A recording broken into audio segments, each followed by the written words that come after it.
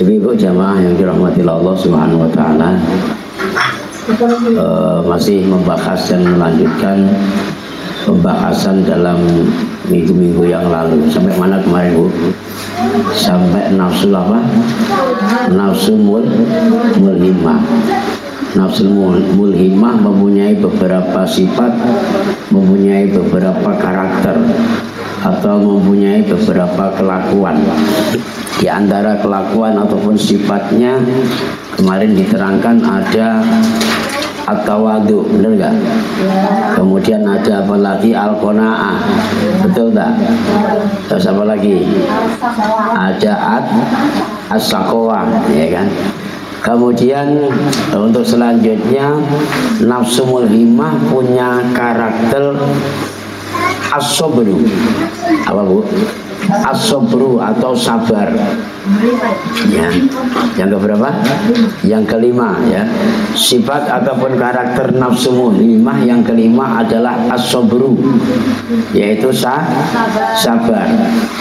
Jadi di dalam diri manusia itu ada sebuah nafsu yang selalu mengajak manusia untuk sabar dalam menghadapi segala apapun, ya, sabar dalam menghadapi segala apapun.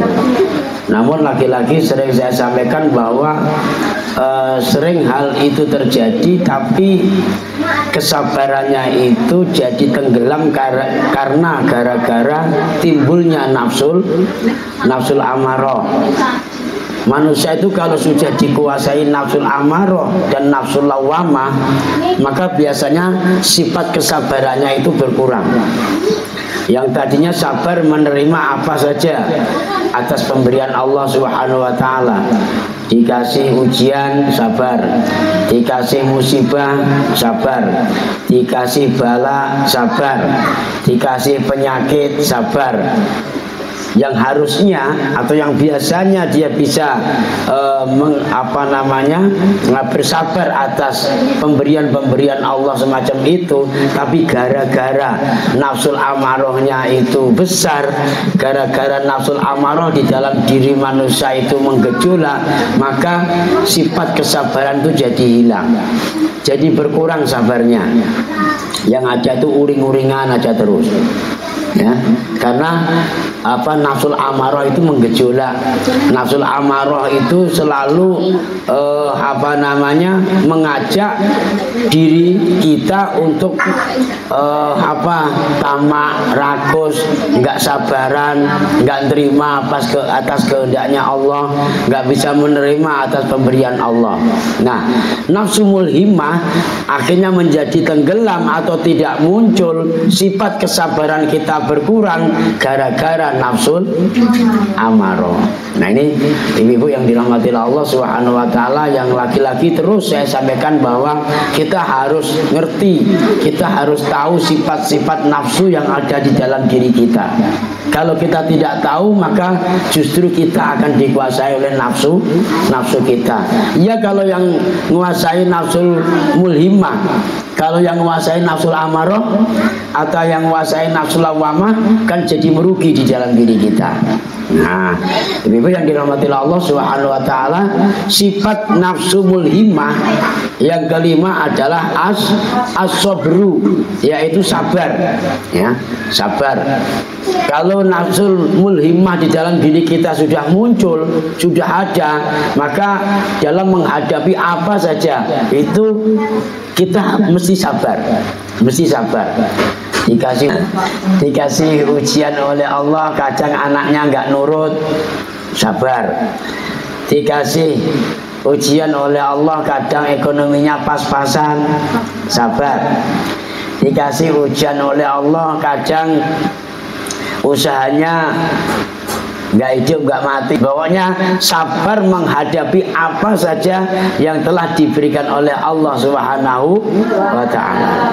Nah, ibu yang dirahmati Allah Subhanahu wa taala, beberapa bulan yang lalu pernah saya sampaikan yang namanya sabar, ya, yang namanya sabar. Sabar itu dibagi menjadi 4 bagian. Yang pertama adalah as-sabru 'alal musibah. sabar ketika diberikan musibah. Ya, dikasih musibah oleh Allah, macam-macam musibahnya itu. Ya, yang suaminya meninggal, kalau kayak gitu anaknya meninggal, atau suaminya minggat, atau anaknya minggat, itu juga bagian daripada musibah. Nah, ketika diberikan musibah oleh Allah, maka kita harus sabar. Harus kita terima apapun pemberian daripada Allah Subhanahu wa ta'ala. Kita tidak boleh lari daripada musibah-musibah itu, bencana, cobaan, ujian, dan lain sebagainya. Maka musibah-musibah tersebut harus kita hadapi dengan penuh kesabaran. Yang kedua, as-sabru 'alan nikmah. Ya, sabar ketika mendapatkan nikmat. Dikasih nikmat oleh Allah itu juga harus sabar, Ibu. Kalau nggak sabar nggak jadi, malah justru nikmat tersebut akan menjadikan di jalan diri kita jauh daripada Allah. Kita ambil contoh saja. Ketika ibu-ibu lagi dalam keadaan susah, ya, entah susahnya nggak punya duit, entah susahnya nggak punya beras, entah susahnya suaminya nggak pulang-pulang, entah susahnya anaknya nggak nurut-nurut, ya. Ibu-ibu mesti banyak ngenes, tahu ngenes? Banyak grantes, tahu grantes? Banyak berdoa, banyak wirid, ya. Banyak ibadah. Yang biasanya tidak pernah sholat malam karena suaminya lagi nakal, malam-malam sholat malam, ya kan? Benar gak? Yang biasanya tidak pernah wirid, ya, berhubung anaknya nakal jadi wirid, ya, wiridan terus. Yang biasanya tengah malam tidak pernah berdoa, ya, gara-gara rezekinya seret, makanya malam-malam berdoa.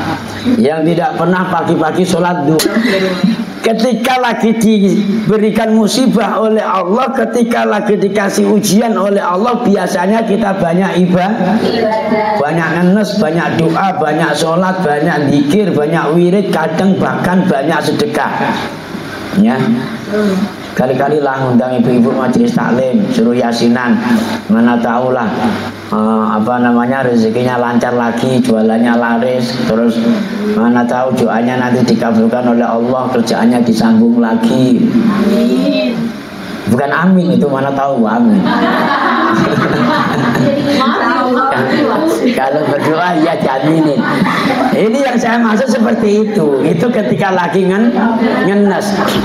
Tapi ketika doa kita lagi diijabah oleh Allah, doa kita didengar oleh Allah, permintaan kita dipenuhi oleh Allah, akhirnya kita mendapatkan nikmat. Yang tadinya pengen suaminya menjadi suami yang menjadi pemimpin dalam rumah tangga, alhamdulillah nggak kemana-mana, dapat duit sedikit diberikan sama kita, ya kan? Dia paling megang untuk beli rokok saja biasanya, begitu ya, mana ya? Insya Allah, ya.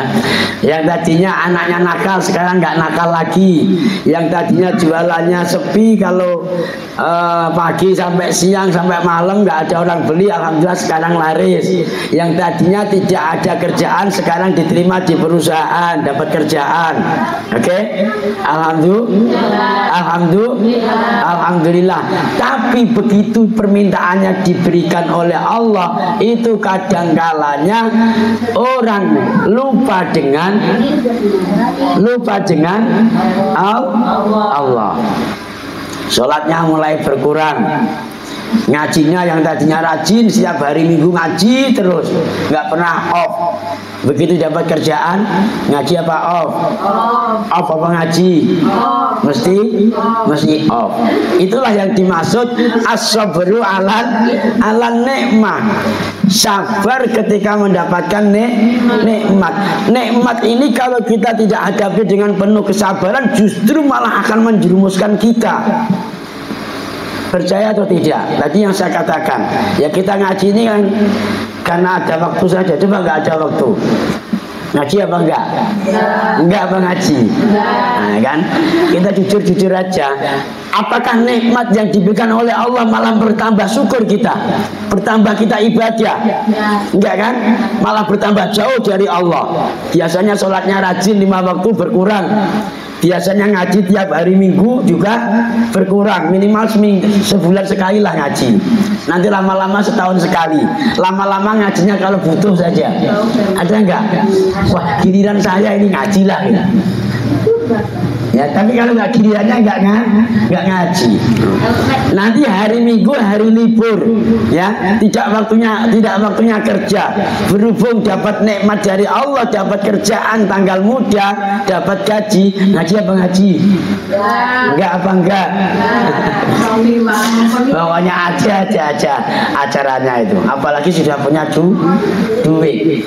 Ngenus berbulan-bulan bertahun-tahun nggak punya uang, alhamdulillah dikasih oleh Allah, doanya dijabah oleh Allah, dapat kerjaan, ya, dapat kerjaan tanggal muda, gaji 4.200.000, betul ya, 4.200.000. Biasanya sudah berapa tahun ini nggak pernah megang uang besar, sekarang punya gaji 4.200.000, kira-kira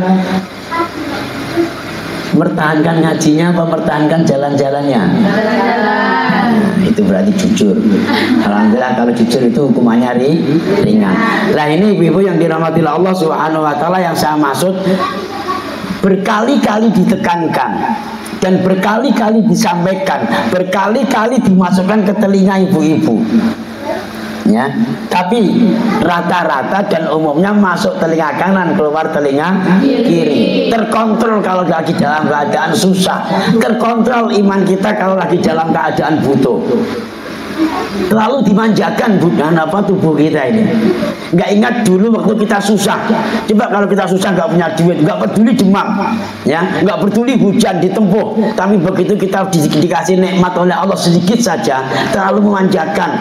Demam sedikit nggak sholat, demam sedikit nggak ngaji, batuk saja nggak ngaji. Ya, nggak ingat waktu susah nangis-nangis sama Allah tiap malam 5 waktu, ya Allah, Allahumma rzuqni ya Allah, Allah marzuqni ya Allah, kabulkanlah permintaanku ya Allah, melalui majelis taklim, melalui majelis zikir. Ya, betul enggak? Betul enggak? Berapa kali itu dikoloin telinganya oleh ustadznya? Berkali-kali. Berkali-kali masuk telinga kanan, keluar telinga kiri. Ini persoalannya. Nah, maka ibu-ibu yang dirahmati Allah Subhanahu wa taala, nafsu mulhimah yang ada di dalam hati kita, ya, yang ada di dalam kita itu akan selalu menggejolak, tapi ditutup dengan namanya nafsul amarah. Nafsul amarah itu yang selalu, udahlah, nggak usah ngaji lah, ngaji tiap hari Minggu aja kok. Besok kan masih ada pengajian lagi. Ini mumpung baru dapat gaji. Mumpung ada kesempatan diajak kawannya jalan-jalan di pantai. Ini bujukan nafsul amarah, bujukan nafsul lawamah. Dua nafsu itulah yang selalu memerangi manusia, mengajak manusia untuk berbuat hal-hal yang tidak baik. Karena itu kita harus sadar sesadar-sadarnya ketika nafsul mulhimah, ketika nafsu mulhimah itu mengajak diri kita untuk melakukan sebuah kesabaran, sabar atas musibah yang diberikan oleh Allah, sabar atas nikmat yang diberikan oleh Allah, maka kita berusaha untuk menyingkirkan nafsul amarah, berusaha untuk mengurangi gejolak nafsul lawamah. Insya Allah kalau itu terjadi dalam diri kita, maka kesabaran di dalam diri kita akan selalu ada, baik menghadapi sebuah musibah atau menerima sebuah nikmat daripada Allah Subhanahu wa taala. Yang ketiga, as-sabru 'alal ibadah, sabar ketika melaksanakan ibadah. Ya. Melaksanakan ibadah kalau tidak ditempuh dengan penuh kesabaran, nggak akan jadi, nggak akan bisa beribadah. Karena mau berbuat ibadah itu tetap rintangannya banyak, ujiannya banyak, cobaannya banyak, halangannya banyak. Itu orang mau ibadah, mau ngaji itu menghadapi rintangan, entah males, entah capek, entah pegel, entah penyakit, entah apa saja, ya. Pokoknya bermacam-macam itu halangannya, bermacam-macam cobaannya. Maka kita harus sadar ketika kita mau melaksanakan ibadah, maka harus mampu memberantas, memerangi dengan segala cobaan-cobaan, dengan segala rintangan-rintangan tersebut. Insya Allah kita akan jadi ibadah. Tapi kalau kita tidak mampu memerangi rintangan-rintangan tersebut, maka tidak akan jadi ibadah. Itu yang ketiga. Kemudian yang keempat, as-sabru alal karoha, sabar menghadapi sesuatu yang tidak kita sukai, yang tidak kita inginkan. Kalau kita bertemu dengan orang yang tidak baik, kita bertemu dengan orang yang tidak sependapat dengan kita, ini kadang-kalanya muncul di dalam diri kita itu sifat benci, ya, sifat sakit hati. Kalau ketemu dengan orang yang kita tidak senang, ya, itu kadang-kalanya spontanitas muncul sifat benci, kebencian kita tertanam kepada orang itu. Maka kita harus mampu menghadapi segala sesuatu yang ketika kita lihat itu tidak menyenangkan diri kita, ya, yang ketika kita berhadapan dengan mereka itu tidak membuat senang hati kita. Itu maknanya karoha. Maka kita harus mampu dan sabar menghadapi sesuatu apa saja yang tidak cocok dengan kita. Karena pada sesungguhnya Allah menciptakan apa saja di dunia ini juga dalam keadaan berbeda-beda, tidak dibuat sama.